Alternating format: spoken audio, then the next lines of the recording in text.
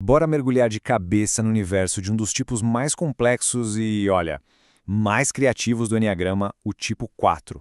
Hoje, a gente vai decodificar como essa busca por autenticidade, por significado, pode se tornar uma ferramenta de liderança superpoderosa, transformando toda aquela intensidade emocional numa verdadeira força motriz profissional. E a questão central que vai guiar a gente aqui é justamente esta.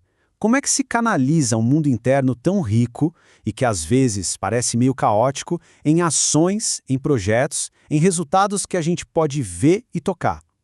Essa é a grande jornada de desenvolvimento do líder tipo 4, a jornada de sair do sentir para o construir.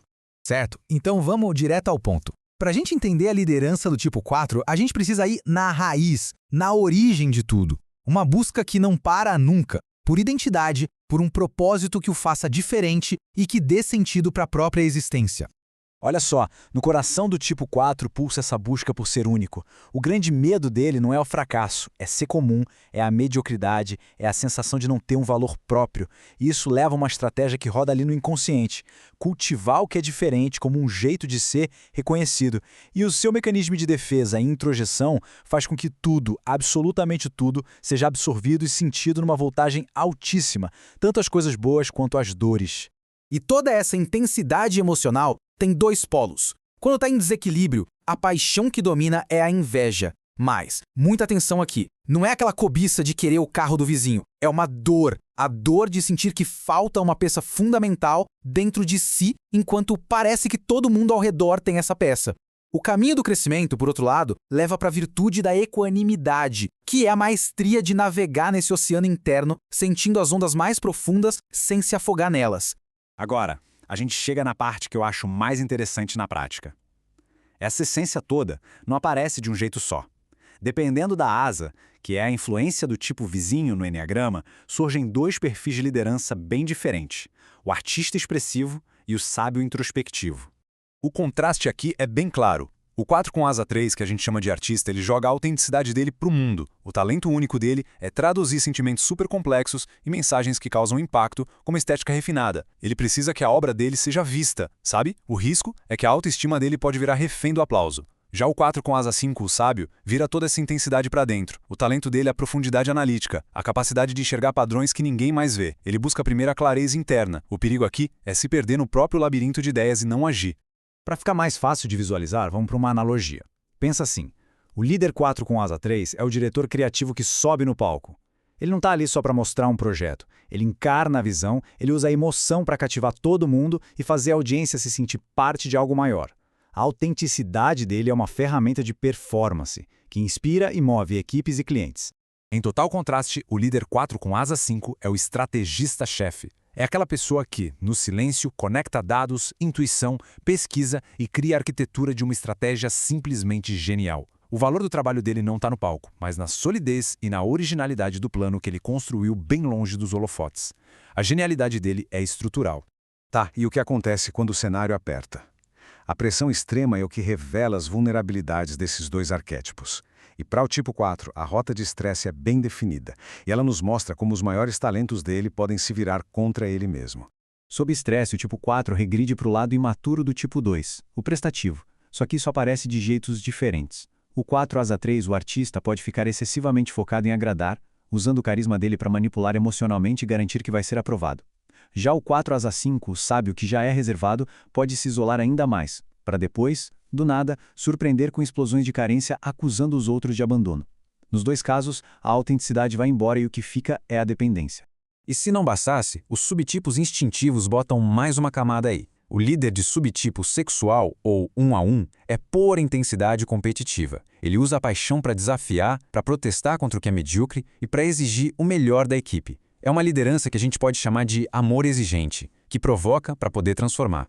Do outro lado, a gente tem o líder de subtipo autopreservação, o resiliente silencioso. Esse aprendeu a suportar a dor. Em vez de explodir, ele absorve a pressão e lidera pelo exemplo de sua capacidade quase estoica de aguentar o tranco. É uma força que inspira, claro, mas que carrega o risco do esgotamento solitário, de sofrer em silêncio, sem nunca pedir ajuda. Ok, já vimos os desafios. Qual é a solução então? O caminho de crescimento do tipo 4 é sobre canalizar toda essa profundidade emocional para dentro de uma estrutura produtiva. É a jornada da integração. A evolução acontece quando o tipo 4 vai buscar as qualidades positivas do tipo 1, o perfeccionista. Ele não perde a profundidade dele, ele organiza.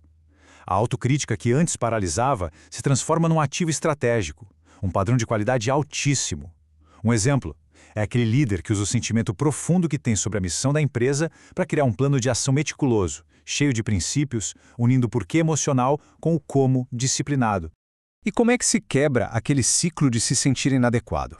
Bom, primeiro, consciência. Perceber qual é o gatilho da comparação. Segundo, aceitar os sentimentos sem se julgar por isso.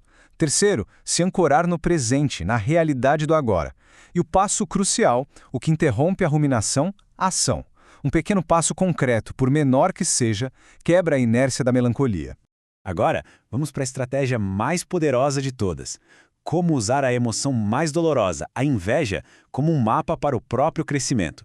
Sim, existe um processo para isso. O processo é transformador. Olha só. Primeiro, identifique com precisão o que você admira em outra pessoa. O foco não é na pessoa, é na qualidade. Segundo, transforme essa admiração em algo concreto, tipo comunicação assertiva ou disciplina financeira. Terceiro, crie um plano de ação para desenvolver isso. E o passo final, o mais importante de todos, execute o plano com a sua assinatura, do seu jeito. A inveja deixa de ser uma fonte de dor e se torna um GPS para o autodesenvolvimento autêntico. Então, resumindo as estratégias centrais, é preciso treinar a mente para parar de se comparar o tempo todo. Desenvolver disciplina, criando rotinas que dão estrutura para a criatividade fluir. Entender de uma vez por todas que ser profundo não é sinônimo de sofrer. E como líder, aprender a delegar tarefas comunicando claramente o porquê, o propósito, para que a equipe se conecte com o significado e a execução não dependa só da sua energia. E esta frase, para mim, resume tudo. A verdadeira evolução do líder tipo 4 não está em sentir mais, mas sim em construir mais. É a alquimia de transformar sentimento em legado, em algo que fica no mundo. E para a gente terminar, fica a reflexão. Para quem se identifica com essa jornada ou para quem lidera alguém com esse perfil, a pergunta é: que projeto, que inovação ou que obra essa profundidade toda está pedindo para ser construída no mundo? Encontrar essa resposta é o começo da verdadeira liderança autêntica.